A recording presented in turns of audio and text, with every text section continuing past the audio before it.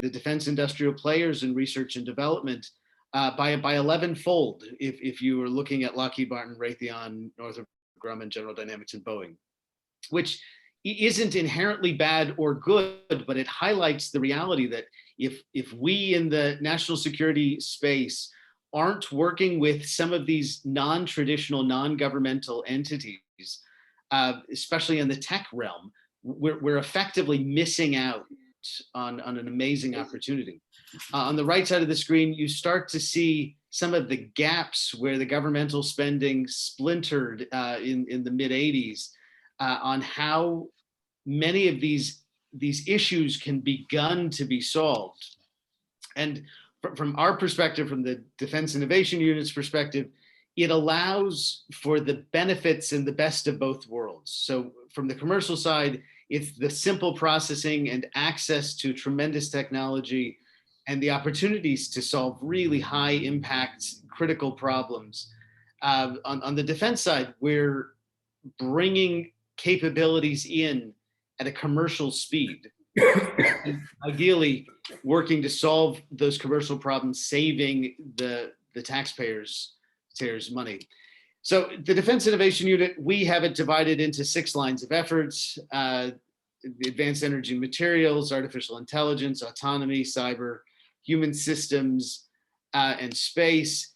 And one of the ones that I really wanted to highlight today was an effort through our human systems portfolio, which we internally called RATE, Rapid Analysis of Threat Exposure. And it was an effort that was pre-COVID, and really it was looking at how do we leverage pre-symptomatic states, so biomarkers from before an individual has symptoms, to help identify future plans. And really, this is a form of medical cueing. And so how do we enable our men and women in uniform to use their information to help inform plans, both operationally, but also for themselves and the safety of their nearby elements and squad and family. What we worked with was a wearable solution combined with an algorithm from partnering with a commercial entity. And we were able to demonstrate the prediction of onset of illness by about 48 hours, which in the pre-COVID era was intriguing and very useful. And then we had COVID hit, and we pivoted this effort to adjust the algorithm to focus primarily on COVID-related responses and symptoms, as well as tie it in with COVID testing. And ultimately, we were able to leverage the wearable technology with the algorithm with a DoD population of just around 10,000 participants. And it highlighted, in my mind, the tremendous benefit of being able to tie in governmental use cases with commercial technology. One of the key lessons that we learned from this was the importance of having open and frank discussions around the use cases and the technology, and how that ties in from an intellectual property and an algorithm standpoint. And in this case, the US government actually has unlimited government use rights to the algorithm. So it's a great way, it's a great example of how a governmental entity can foster work with the commercial space and still maintain benefits beyond the transition of the effort. So ultimately, we were able to demonstrate that the algorithm created effectively a check engine light for the individuals participating. As the check engine light changed, those individuals were then able to adjust their patterns of behavior to help reduce the spread of the disease to coworkers and family, but also to adjust work schedules so that it was based not only on arbitrary timeframes and quarantines, but it was based on how they were reacting, and it helps get to some of the underlying problems about some of the COVID testing and the false negatives that we routinely run into. Again, I'm particularly proud of the way this was able to leverage that commercial technology to solve a government problem, but at the same time, it's the dual use nature of those problems that I think opens the discussion on how we can move forward. Uh, I see this forum, especially in this national security space, as having those discussions about which technologies can benefit both the commercial side and the governmental side for a combined benefit to both. Thank you very much for your time.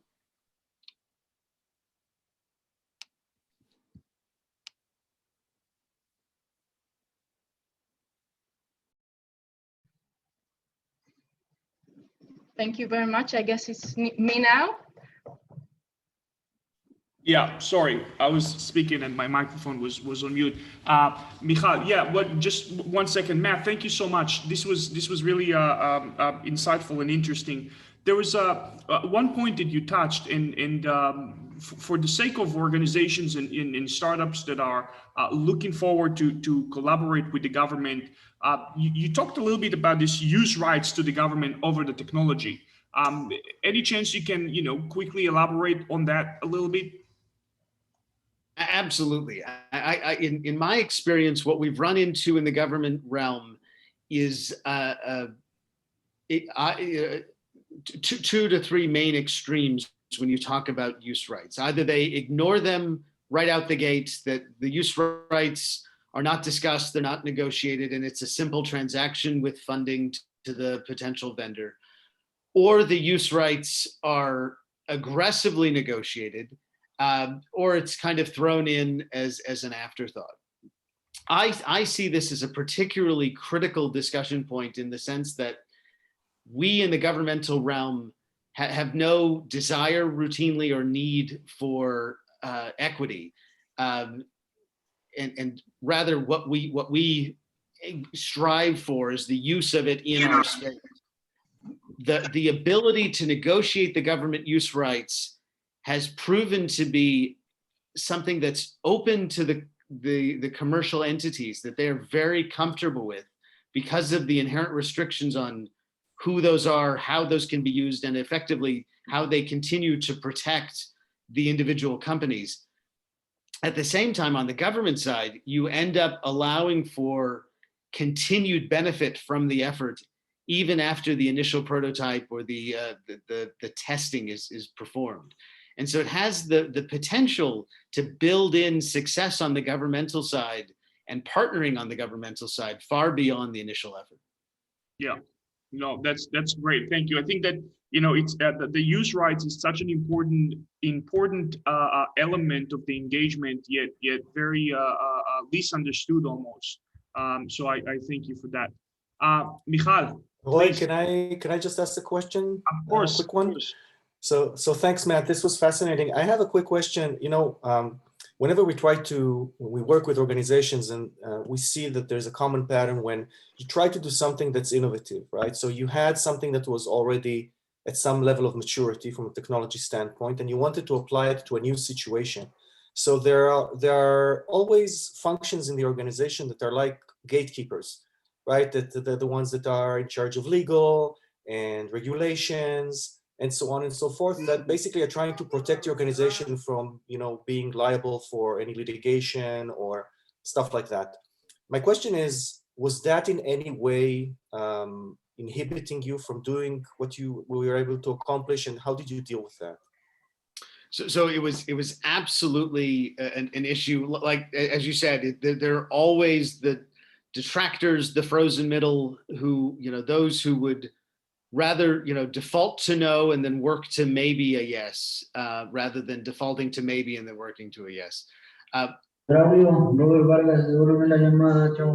What we found in working with this was that the added value of having that commercial partnership helped to de-risk this from the governmental perspective. And so it wasn't just the classic single good idea committee offering a new way of doing things. It was a group offering a new path forward that had the support of several large viable commercial entities who were actively involved in those conversations at a federal level outside the US government, from a regulatory standpoint.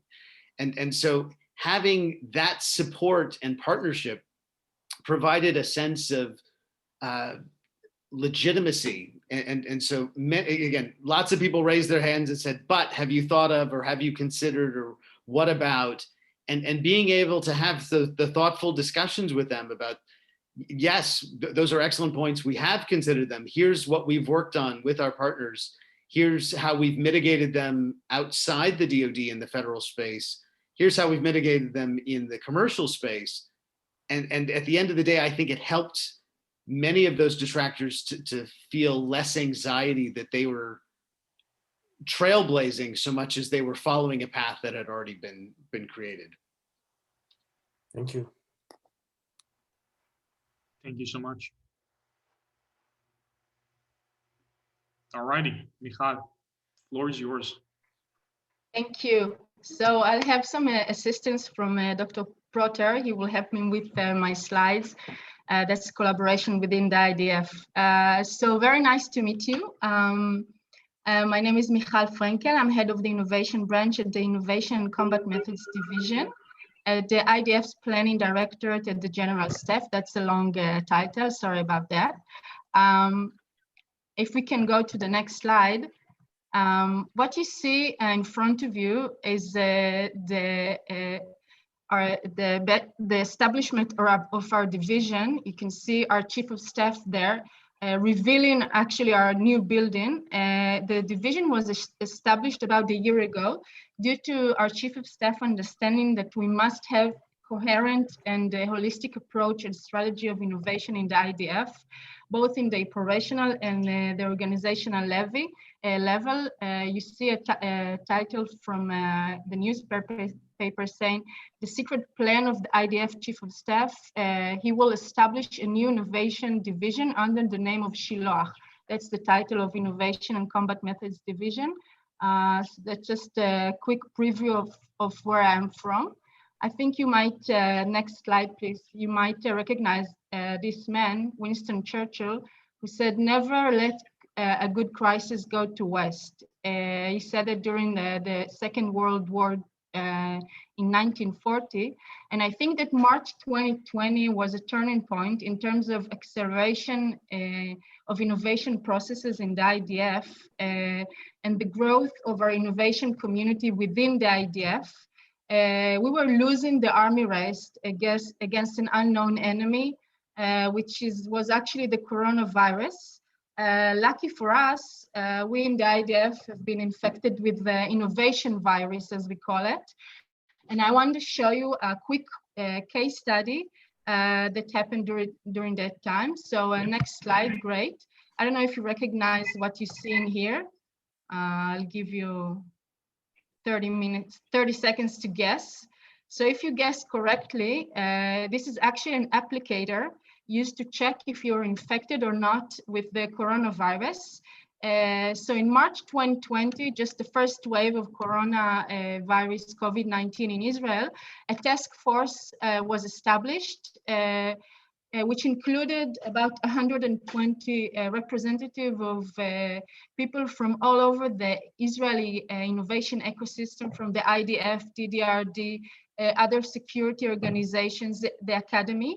And what they managed to do in about 2 weeks is to have an operational need for that applicator and get straight to a POC, which is now POC, proof of concept of this applicator.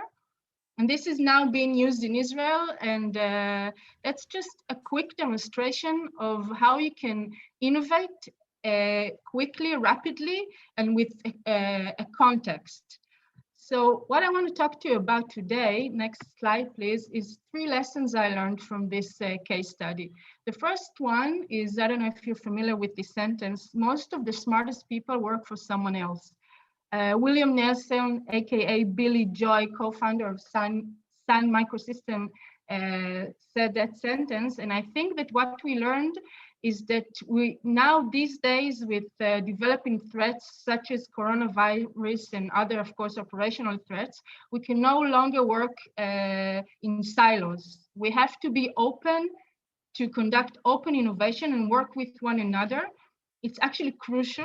And I think that what it taught us that using open innovation methodologies actually accelerate inner innovation. So that's the first lesson. The second lesson, I don't know, we have a couple of Israelis here. The term we say is balagan. The term is chaos. And I'm quoting a great article written by Nicolette in 2018. He talked about the need of organized chaos in innovation processes. And he talked about two things. One is creating clear boundaries, just like we had the task force against COVID-19, what we talked just about. And the second one is provide a safe space for ideas to go wild. So during the COVID-19, that period of time, what we managed to do due to having those boundaries is actually accomplishing 63 out of 72 innovation projects in numerous areas, and Dr. Potter will demonstrate one right after me. So that's the second lesson we learned. The third lesson, the last lesson is, I think that you can read it right here, innovation processes that don't take place in routine will not take place in an emergency. What we understood that in order to have innovation processes done during the exact time you need it, you have to do it routinely on a day-to-day basis. We have today about 20 innovation leaders in all of the arms and cores of the IDF, all working together, working in one ecosystem, and that enabled their work, their cooperation and collaboration during the first wave of COVID-19. So that's a really important lesson that we learned. So about the next slide is what's ahead. So what we understand in the innovation and combat methods division is that I think you lost the slide, the presentation.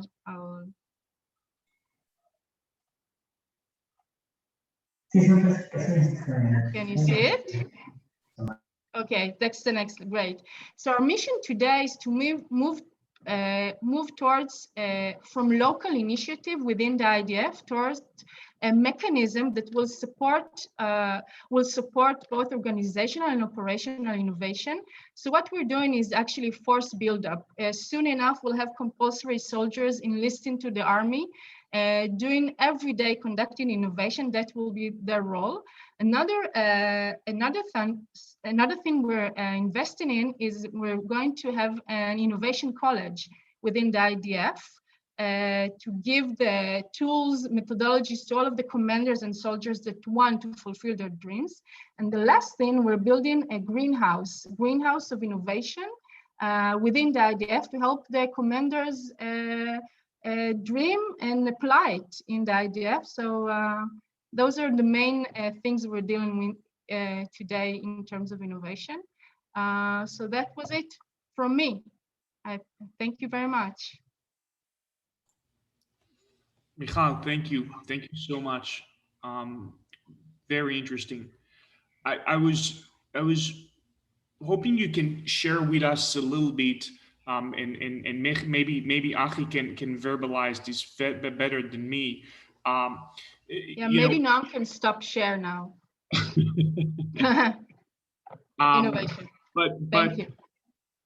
But really, as this crisis was really kind of, we were starting to realize the magnitude of it and the need to really kind of rapidly respond, certainly with the testing at the beginning of it. And you discussed shortly, on how you can really kind of work cross organizations, right? IDF and other organizations within the Israeli government. Was there a case where the collaboration really kind of was mandated from above, or was it more innovation leaders like yourselves who were able to reach cross functionally and cross organization to bring this about? Yeah, well, that's a great question. That's a question we're dealing with today, because what we understood during the first wave is that you need both. You need people to feel that they can dream and actually fulfill their projects, but at the same time, you need to know what not to innovate. And sometimes the projects are duplicate. The same people are doing the same in other organizations. So that's the time when you need leadership, innovation leadership and strategy. Commanders need to know to also say no. No, this is something someone else is doing, though it's your dream and it's something I know you really want to do. And maybe you should do it together. Maybe you should set up a task force and get credit together. So I think that's something we dealt and we learned a lot from the first wave till today. So that's a great question. Thank you. Michal, I have a question too. Yeah. So, you know, when organizations are set in their ways, one of the things that drives them to action, you talked about organized chaos, which is a term that I have a personal affection to. So in order to get into this state of organized chaos, there needs to be a real sense of urgency. And the Corona crisis brought about this sense of urgency. How would you recommend organizations generate such a sense of urgency in order to foster innovation, even when the crisis is not apparent, like in the COVID case? Yeah, I once heard a lecture by Muli Eden. He was vice president of Intel Israel. He said, if I get up in the morning and everything is okay, I make up a crisis. I do it just for fun, just for people to do things differently. I think that what people should do is, I think, learn from other organizations and see how they are moving ahead, what they are doing. And usually that's what gives me ideas about understanding where I'm not at and where I'm supposed to be. So usually learning from other case studies, from other organizations, other countries, just like the meeting we have here today, is something that really helps to generate a sense of crisis, a sense of urgency. That's one way we're doing it in the IDF. Excellent. Thank you.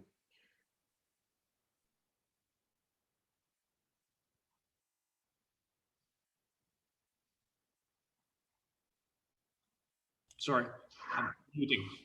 Michal, thank you so much. Noam, the floor is yours. Take it from here.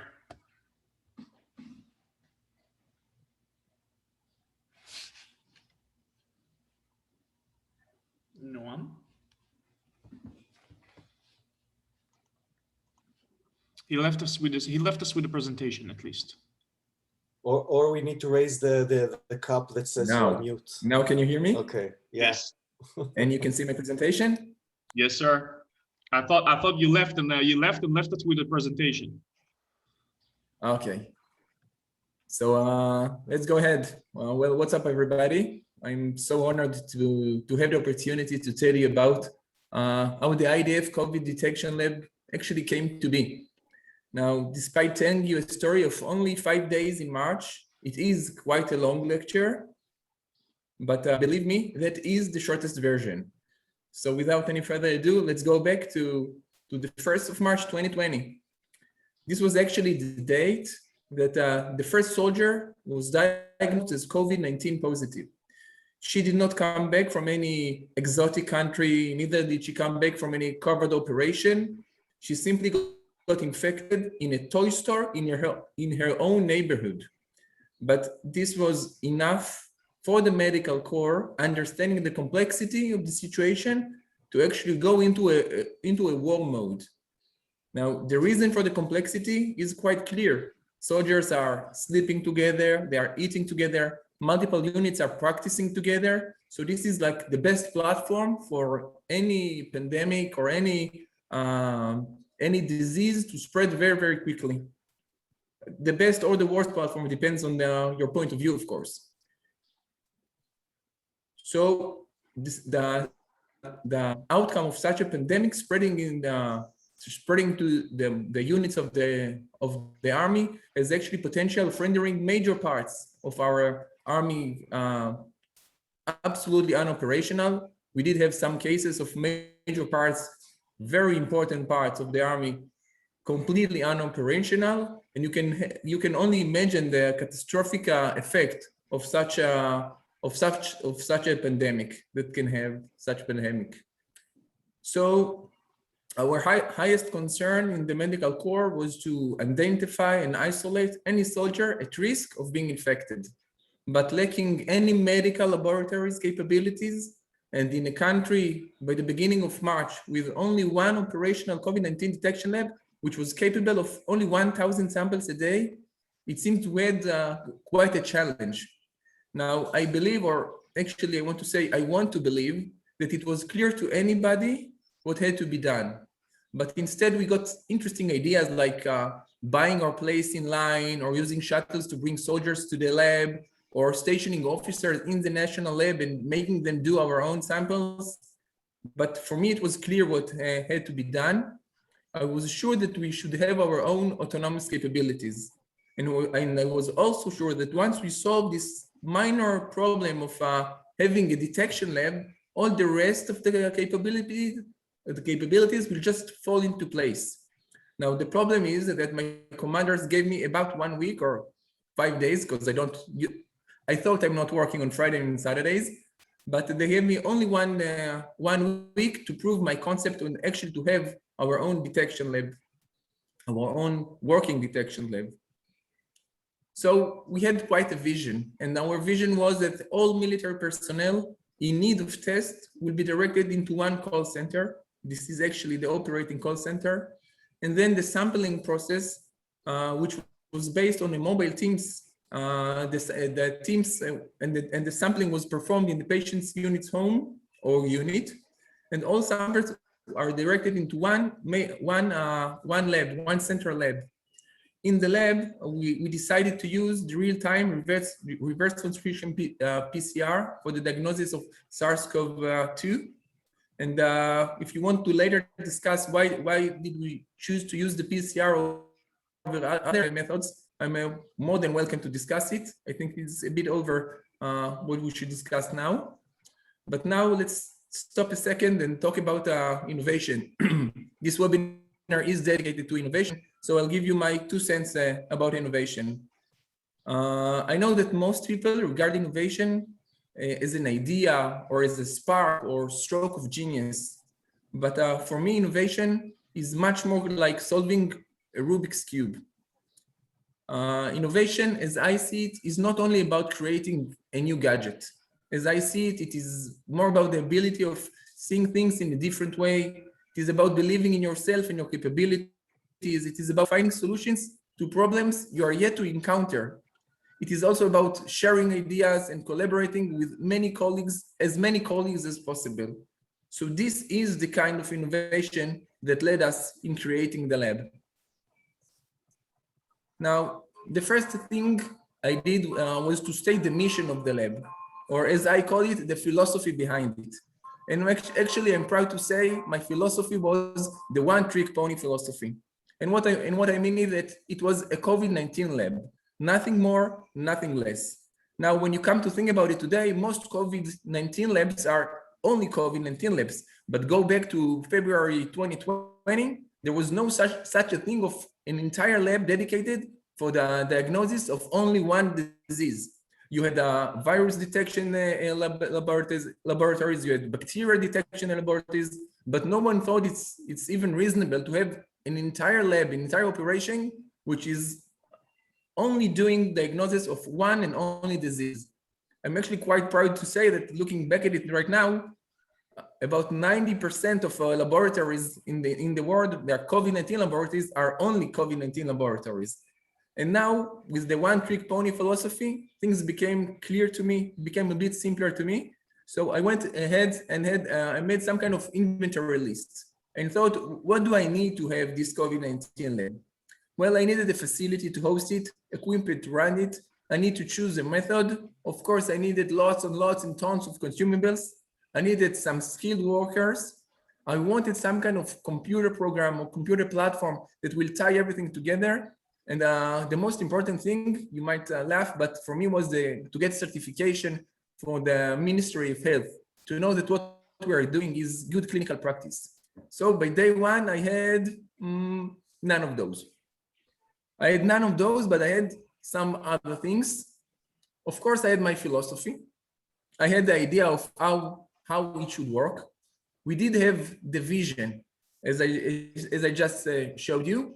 My commanders, and this is maybe the most important thing when coming to innovation, had the guts to let me go ahead and try, to let me and take my vision, take it from vision to reality.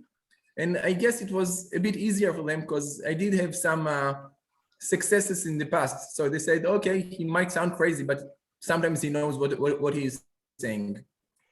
Now, as I told you before, transforming the vision to reality required a series of innovations. But for the sake of this lecture, I will not go over even a small part of them, but I chose 3 different examples coming from 3 different fields. I'll start with the automated liquid handler. Now, most of you are not familiar with an automated liquid handler, but this is actually the heart or the cornerstone of any mass production lab. Now, isolating, extracting the RNA, isolating, multiplying, marking the RNA of the virus is done through a series of adding different chemicals, shaking, heating, washing them, and then you do it a few times over again. Now, this can be done with this machine, or you can have 200 lab technicians. Now, I didn't have any 200 lab technicians, so I had to find one of those robots. Those robots are sold mainly by a company in Switzerland called Hamilton. So I called them and said, hey, I'd like to buy one. They said, oh, it's no problem. It's about $100,000 and it's about 8 to 10 weeks waiting list. Being in Israeli, my first question was, okay, I understand it's $100,000 for 8 weeks of waiting time. How much is it to get it today? They said, okay, it's still, what if I pay you $150,000? And the reaction was, you'll get 50,000 back and you still wait 8 to 10 weeks. So I understood I had to do something else. And this was my time to pull an ace out of my sleeve. Now, just take a look at those 2 robots. To me, they look the same. Probably for you, it's almost the same robot.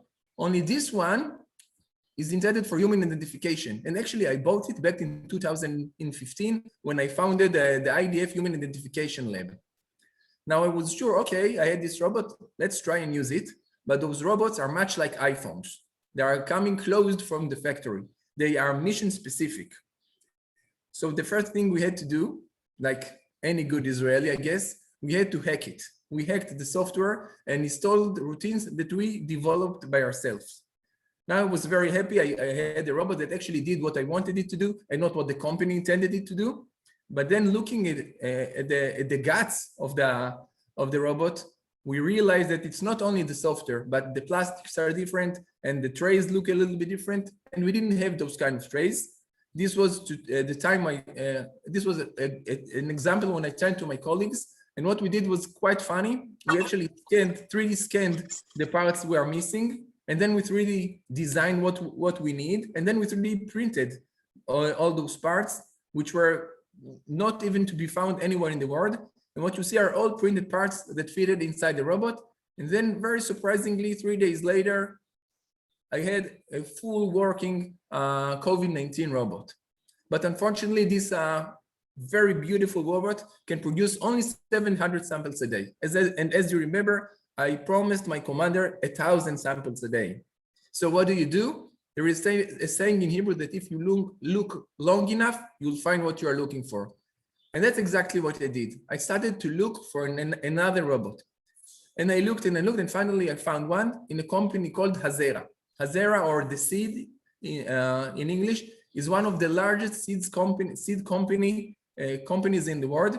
This robot was used to identify cherry tomato seeds before they are being sold to the markets, actually.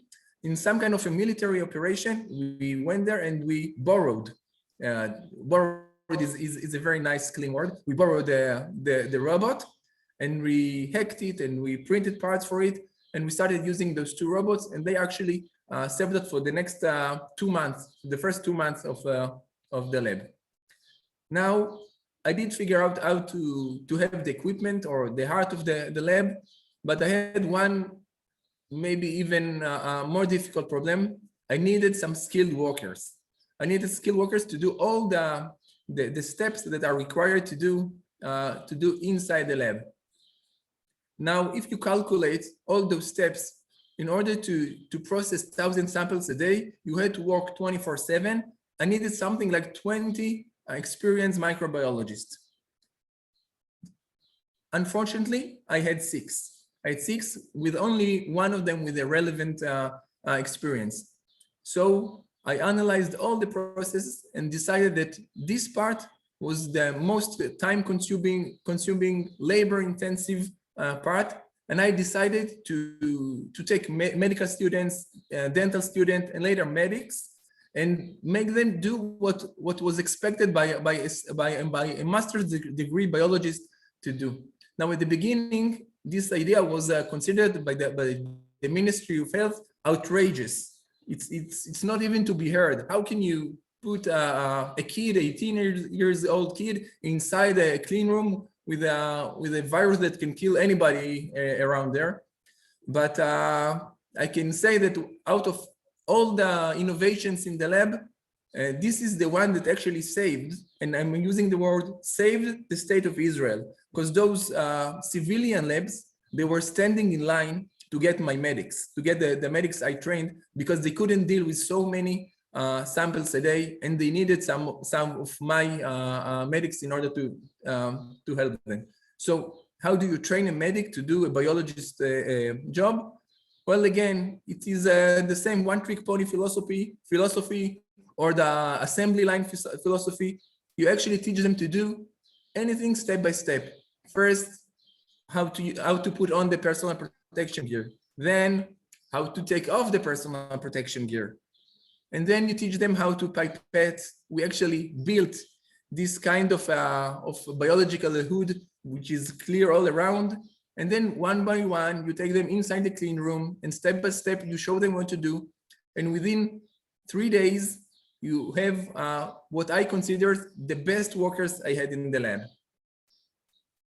Now, all the time they were working and they were doing excellent work, I was looking for another solution, and this is my favorite robot of them all, only because it looks so cool.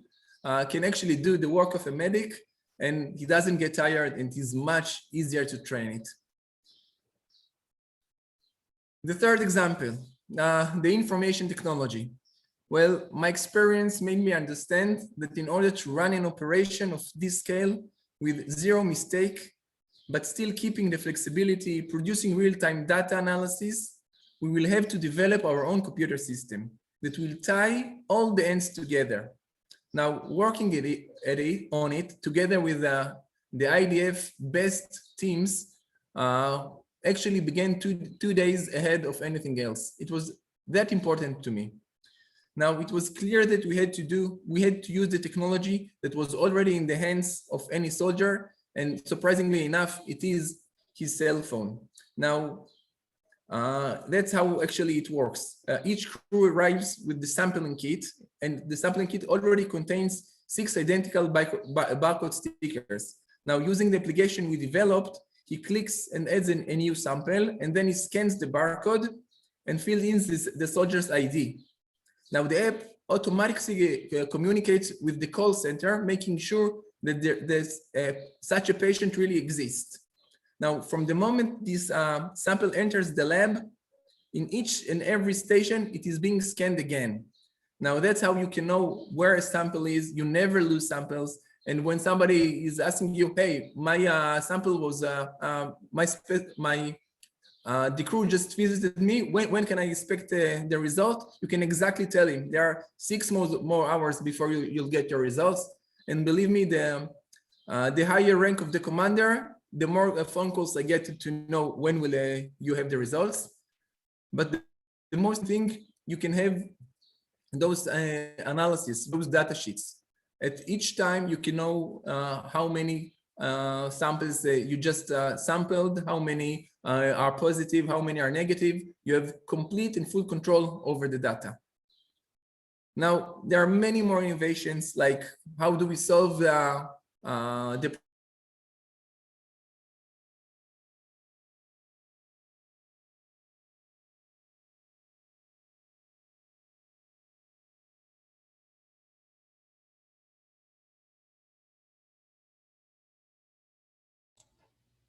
I think we lost Noam for a second.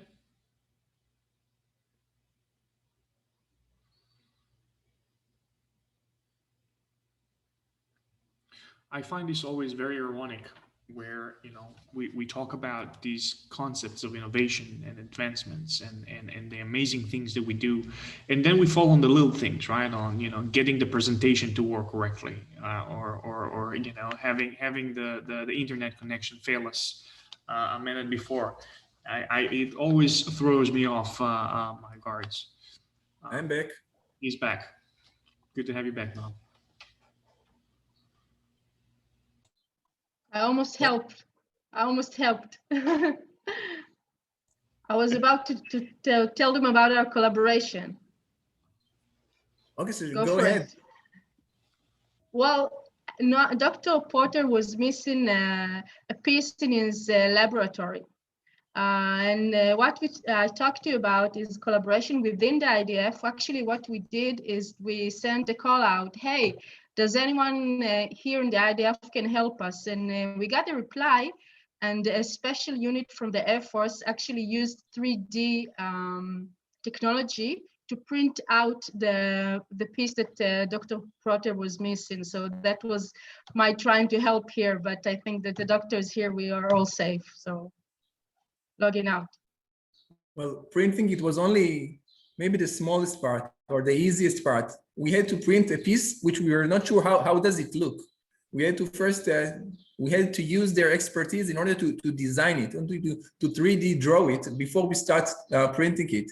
Now, printing a piece that you only imagine how it looks and then making it fit inside an existing robot, it was quite a challenge. And without the expertise of the Air Force in their own special unit, we couldn't have those kind of solutions.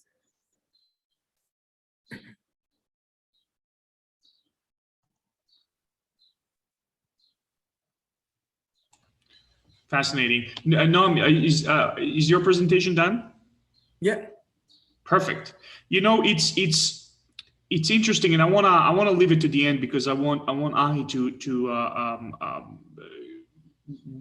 give us his anecdotes. But hearing you and Michal and hearing Matt, just trying to kind of really grasp how you're both highlighting very different approaches to innovation, very different, and not to say that one doesn't exist in either organizations, but that perhaps the Israelis, the IDF, being a conscript military and access to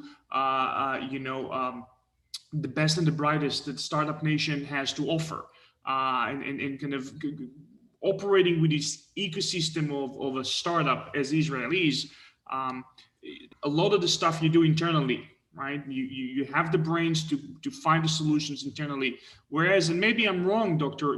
Goldman, the US seems to be relying more on industry, relying more on non-military, non-traditional defense for those capabilities. Again, not to say that the US military doesn't have the best and the brightest serving it. I honestly, I think there's room for both. There are entities within the IDF that I think are coming at it from a slightly less hands-on approach, and I think there are entities within the DoD that are looking at very similar techniques of kind of building it all in-house. Honestly, I don't think any one methodology is always right or always wrong, and I think the key is ensuring that we have the diversity of options to choose from to ensure success. I must say that if we could have the opportunity to buy all the technology, I would have chosen to buy the technology. But back in March 2020, there was nobody selling the technology, nobody even was capable of telling me what do I have to buy or where to buy it. It wasn't, we were forced to do it ourselves because nobody else was selling. Now, few months later, when you looked to the civilian laboratories, they were working fine and doing anything like it should be done without this kind of innovation. The only thing that demanded innovation was to try and find a solution by the beginning of March 2020. If you gave me this in by August 2020, I wouldn't even take the mystery because it would be boring. Just go ahead and buy some equipment and you have your own laboratory. It's not interesting. The value of entrepreneurialism, I think, you know, when you're at a pinch, and again ties into the background and the history of Israel, right, from the foundations of the country. You know, here we are fighting a bunch of wars with not a lot of weapons. You know, how do we do it ourselves? Carries to this day. Ahi, the floor is yours, sir. Thank you. Thanks, Roy. So hi, everyone. My name is Ahi Gvirtsman. I'm the co-founder and chief knowledge officer of Spyre. And I'd like to talk to you about 5 dangerous mistakes that you are making with your innovation portfolio. I think that the COVID crisis really highlighted the need to be able to innovate quickly. And the only difference between COVID and when COVID is not around for these businesses is that businesses are under constant disruption. It's just that it's happening on a time scale where it's less noticeable. I have another segment I did in a previous webinar where I showed the revenue curve of Netflix versus Blockbuster and explained how this is an exponential curve, only it takes place over 3 to 4 years. So you are under disruption right now, even if you're not aware of it, and you need to hustle and you need to get that sense of urgency that I was asking Michal about earlier. So what mistakes are you making in your innovation portfolio? So the 5 are: first, valuing opinion over evidence, failing scarcely versus daring greatly, being right over doing right now, premature executive evaluation, and what I call the Jenga portfolio. So I'm gonna dive into each one. So let's start with valuing opinion over evidence.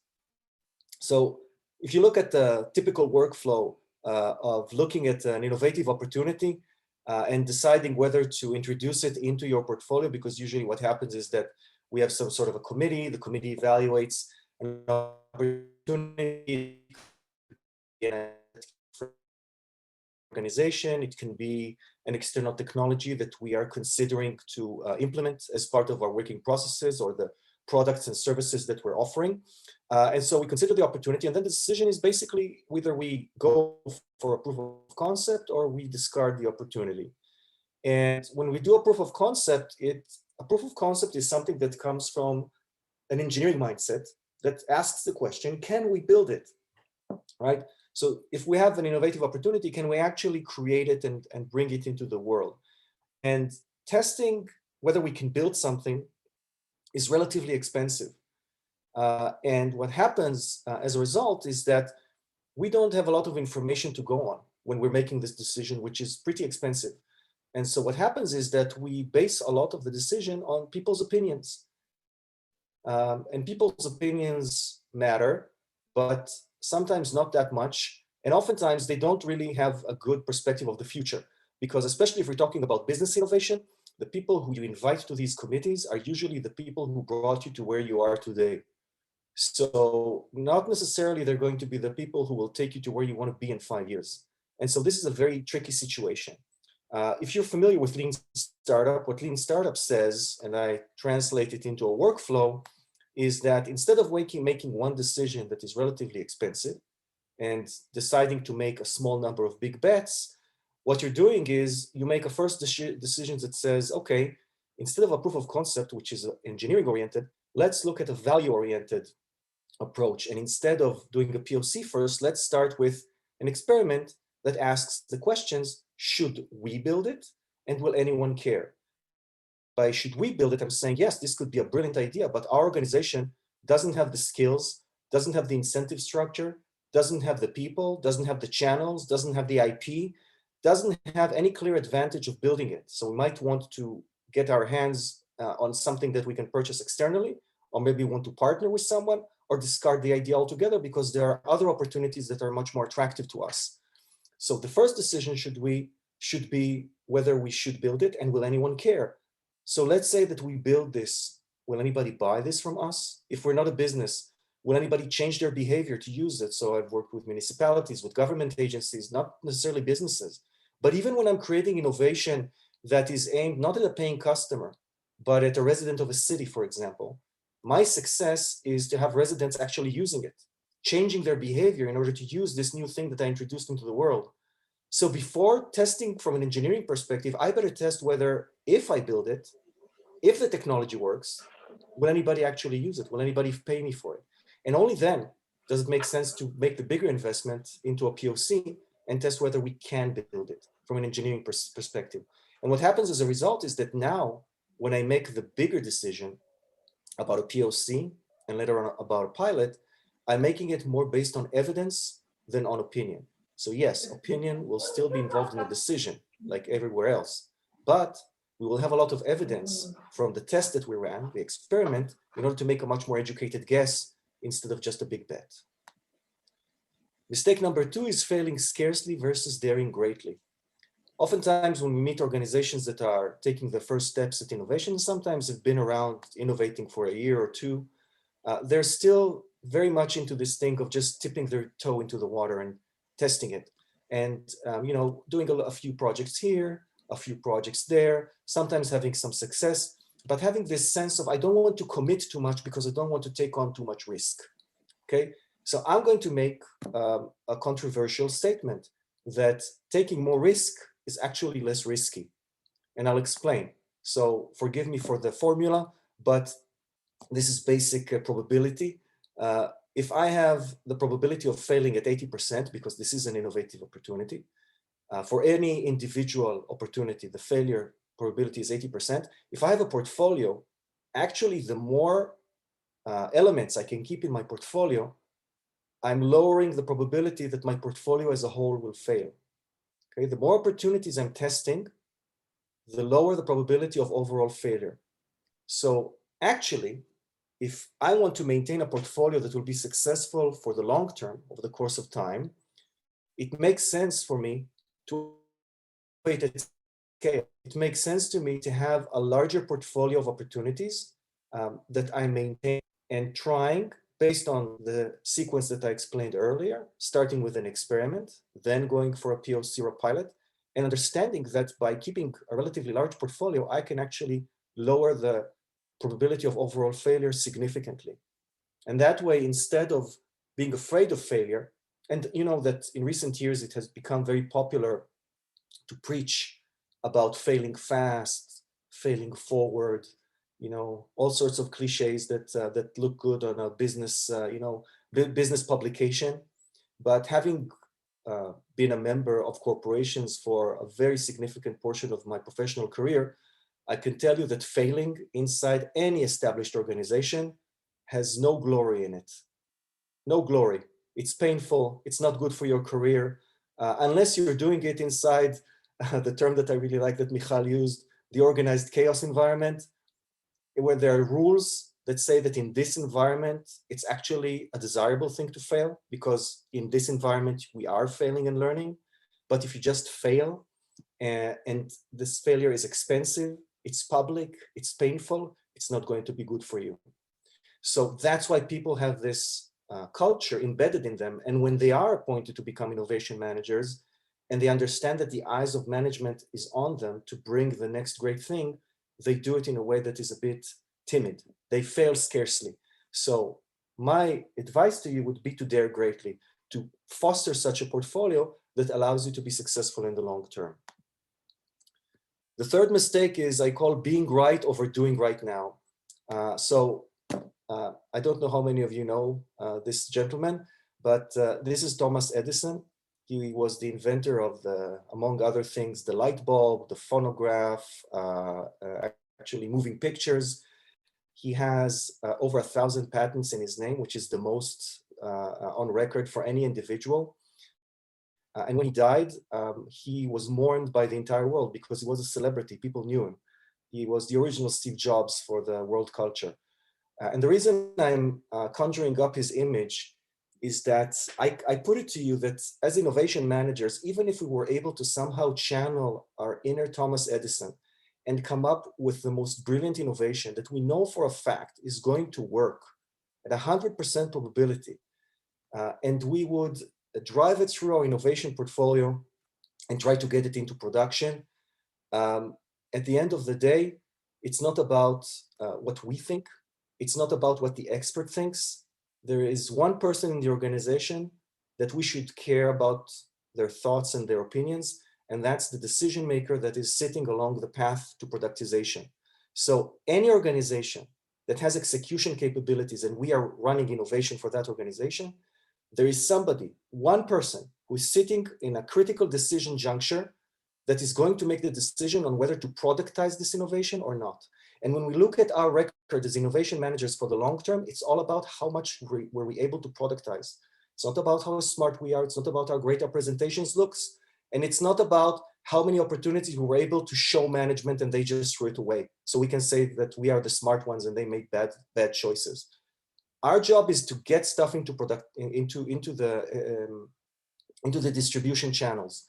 So that means that whatever path we try to take, if we take the skunkworks path, we bring the external expert, we try to go over their heads. At the end of the day, in a business environment, it's usually the BU executives, the executive that has a P&L, who is measured on the P&L, and their decision is to take something that is innovative and put it into their work plans at the expense of something else that is less risky, that was waiting there for 2 years. So you have to understand that in your portfolio, it doesn't matter if you think you're right. It doesn't matter if you know that you're right. You need to understand that your internal customer is the one that makes the decision on whether you're right or wrong. So if you want to be right, bring in the stuff that you believe in. If you want to do something right now with your innovation, consider the decision makers. First of all, identify them. I'm shocked every time to meet innovation managers who don't know who the decision makers are in their organizations. Find out who that is and understand that they're your customers and you're working for them. So your portfolio should be working for them, because it's not about being right as a company. It's about being right now, doing right now with the executive in charge. So that's really important to remember when we're running a portfolio. Fourth one, premature executive evaluation. So I like to tell the story of Daedalus and Icarus. Some of you probably know it from Greek mythology. Daedalus was a master craftsman and he was jailed in a tower to not reveal the secrets of a maze, a prison that he created for one of the Greek kings.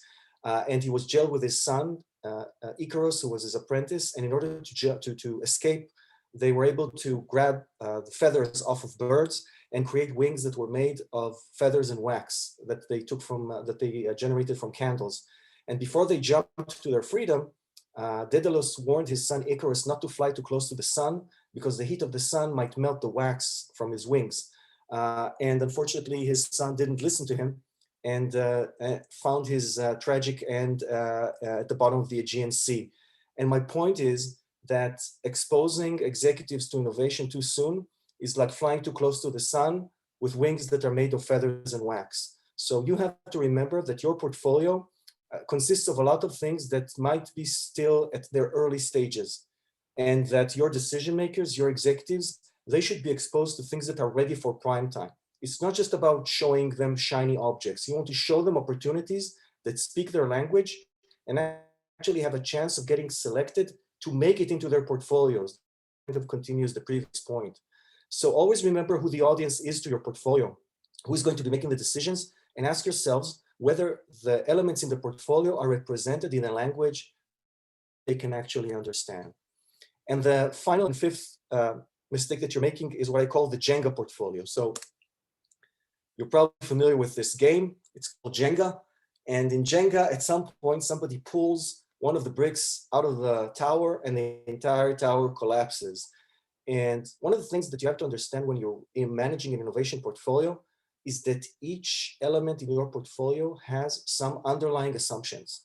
So if you follow Lean Startup, what is the Lean Canvas? The Lean Canvas is a collection of assumptions that are underlying your innovative opportunity. You're making assumptions, and part of implementing innovative opportunity is validating those assumptions. In the beginning, you can do it by interviews, you can do it by surveys. Later on, you do an experiment, but these are all assumptions. And unless the assumptions are correct, you're going to fail at the end. That is the basis of Lean Startup.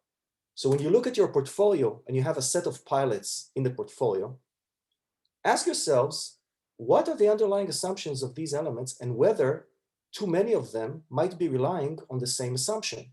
So let's say that I am making a certain market assumption and I have 4 out of 5 pilots that are based on that assumption that a certain segment of the market is going to grow, or that a certain technology is going to be mature, and half of my portfolio is counting on that technology, or that my sales team will be able to actually sell new business opportunities, like new products that I'm going to generate, and 3 out of 5 elements of my portfolio are these new products that are relying on the same sales team.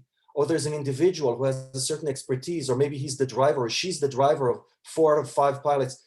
Any such underlying assumption is a Jenga block that if I pull out of my portfolio is in danger of collapsing. So this is something that sometimes gets hidden. Sometimes it gets lost in all of the excitement over the ideas. So if you are using Lean Startup, go back to the canvases and see whether the elements that are in advanced stages where you're starting to invest, maybe too many of them are relying on the same assumptions in the canvas. And there are also assumptions that are outside the canvas you need to understand. So one of the things that we developed at Spyre is an extension of the Lean canvas that fits established organizations. So we cover more relevant assumptions. But even if you don't have our tool, you can think about it yourself and see whether there are too many underlying assumptions that are common within your portfolio and avoid the Jenga effect. So that is basically what I wanted to share today. If you're interested in more, you can read my book, you can follow me, you can also read our magazine that we release, the Funnel magazine for innovation management. You can read a lot about the stuff that I was talking about there. That's it, thank you. Ahi, thank you so much. Always fascinating. You know, I'm listening to the way you describe, you know, the kind of the process or the main things to realize within an organization and try to avoid. And 2 things come to mind. First, and this goes to you, Matt. You know, it seems that a lot of what Ahi is describing are things and processes and way of thinking that you at the Defense Innovation Unit are trying to implement, and wonder if there are kind of any lessons learned or things that you can kind of share with us that are harder than others in that process. And the second thing that really kind of comes to mind, Ahi, is, you know, if I'm thinking about, you know, the national security sector, large organizations like military, like other security agencies, you know, with a specific mindset and a great challenge. And on the other side, you have industry, you have startups, you have companies who are moving at speed and at chaos. And so while you have 2 innovation cultures in each organization, how do they cross their paths, right? How do they can work together in an collaborative innovation culture, which again, I think, Matt, goes to what DIU tries. So maybe Matt, start with you, and then Ahi will talk to us about this. Thank you. So I think Ahi nailed it. You know, there are many of, you know, we'll call it common errors that happen within a governmental space because of a number of different incentives that are slightly maladjusted to the kind of what we can call the real world. You know, and I think the 2 that really stand out is, you know, Ahi's decision matrix, where you have individuals making very costly decisions early in the process. You know, and historically, I find the answer is because that's, you know, what we're supposed to do. It fits under the testing and fielding evaluation. And rather than running it through an experiment to evaluate the need or the potential value, the default tends to be, let's go to the proof of concept. It may or may not fail. Then they leverage those cliches of, well, we failed fast, so it was okay. And meanwhile, they arguably have spent, you know, potentially lots of money you know, to prove they should have done an experiment on the front end. The other point that I think is really common in governmental, you know, kind of portfolios is the Jenga hypothesis, where as the individual portfolios are established, they define themselves frequently narrowly through a set of assumptions, and then they propagate those assumptions through every decision the portfolio makes. And rather than resting on a strong foundation of numerous assumptions that allow for individual failures that will always happen, when those hit, they tend to get hit disproportionately hard. So I think I completely agree. I think those are very common assumptions or mistakes that are made both in and outside the government. I think the key, though, is helping the government understand that being a good steward of the end finances, forces them to reevaluate the individual processes and who those processes are meant to benefit.